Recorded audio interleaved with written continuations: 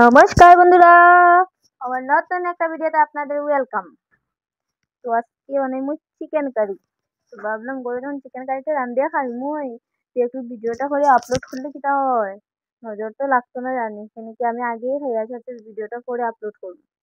তো মাংসটারে বালা করে ধুইয়া হইয়া এটার মধ্যে একটু তেজপাতা চিরা দিয়া দিছি, একটু লবণ দিয়া দিছি, একটু জিরার গুঁড়া দিয়া দিছি।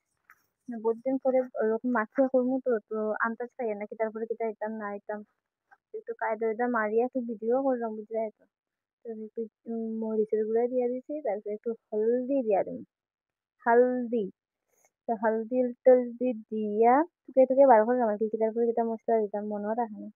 তো আজকে একটু টক দই অ্যাড করছি, ভাবছি একটু দেখি কিরকম টেস্ট হয়, মানে খাই তো সবসময় তাও।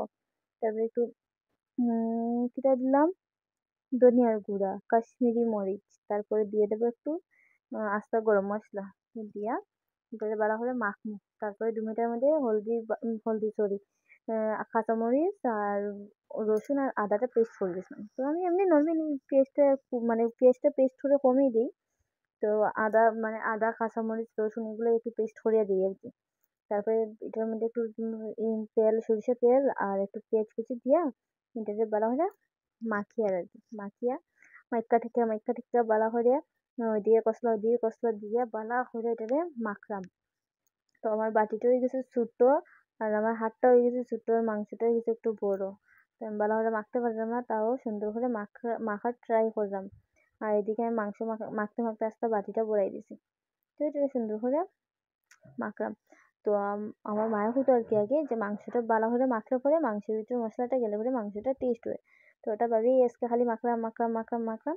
যদি মাখাটা কমপ্লিট হলে বাটিটা মুছিয়া আমি এটা দিয়ে দিম ডাকনা। তো এটা রাখিয়া আমি গেলাম গিয়ে স্নান টান করিয়া একদম হইয়া চুলাটা আবার জ্বালাই দিছি। তো প্রায় আমি আধা ঘন্টা পরে আইয়া এটা আবার করছি, মাংসটা ডাকিয়া থুয়ে গেছিলাম যে স্নান টান হতে সবকিছু খামতাম কমপ্লিট হতে। সেদিকে আইয়া আমি আবার ৩০ মিনিট পরে আইছি রিটার্ন ব্যাক রান্না কিচেন ঘরে। তারপরে আমি ওইদিকে কড়াইটা চাপাইয়া তেলটা দিয়ে দিলাম।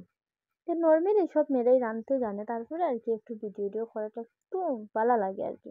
তো সেরকম থাকে একটু ভিডিও করার শখ, তো তারাও একটু বেশি ভালো খায়। তো এদিকে তেলটা গরম হওয়ার পরে আমি এদিকে একটু চিনি দিয়ে দিয়েছিলাম, একটু তেজপাতা দিয়েছি, আর ওইদিকে একটু আস্তা গরম মশলা দিয়েছি। তারপরে আমি এটার মধ্যে দিয়ে দেবো টমেটোটা দিলে পরে কালারটা খুব সুন্দর আসছে। একটু আস্তা জিরাও দিয়েছিলাম, এটা ভিডিওটা করতে ভুলে গেছি, স্কিপ হয়ে গেছে, আমার মনেও থাকে না।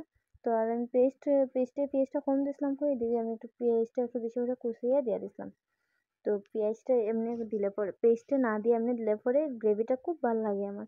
আর পেস্টে দিলে মানে পেস্টটা দিলে পরে ভালো লাগে না আমার, ভালো লাগে না কি তার মানে, আমি ওইরকম করি আর কি, যেটা সবসময় করি আর কি। তো আমি এদিকে পেঁয়াজ আর টমেটো আর সব কিছু মিক্সড করিয়া কম স্টিম দিয়া এটা একটু ভাজা করে নিলাম।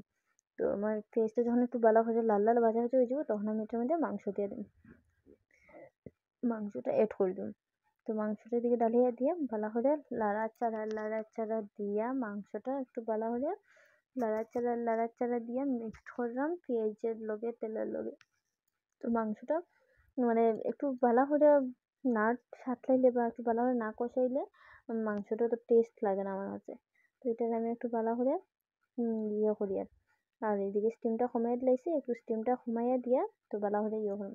তো আজকে আমি দুপুরবেলা আমার বোন তাদের একটু ইনভাইট করছিলাম আমার করে খাওয়ার লিগা, যার লিগা আজকে আরও একটু মাংসটা রান্না করা আর কি, তারা একটু বেশি ভালো খায় মাংস খাইতে। তো আর বহুদিন আছে তারা আমার হাতে রান্না খান না, তো যার লিগে আমি আচ্ছা আজকে নিমন্ত্রণ করলেই তাদের খাইও যাইব, আর আমার রান্নাটাও হয়ে যাব, আর আমিও করে খাইমু। বহুদিন আছে আমি চিকেন টিকেন খাইয়ার না।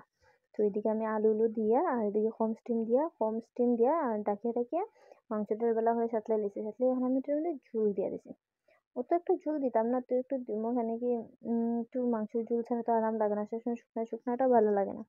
তো একটু ঝোল দিয়া এটা এটার মধ্যে একটু দিছি ঝোল, ওদিকে ঝোল দিয়া মাংসটা লাড়াচাড়া দিয়া আবার ঝোল গরম মশলা দিয়ে ওই আমার মাংস রান্না।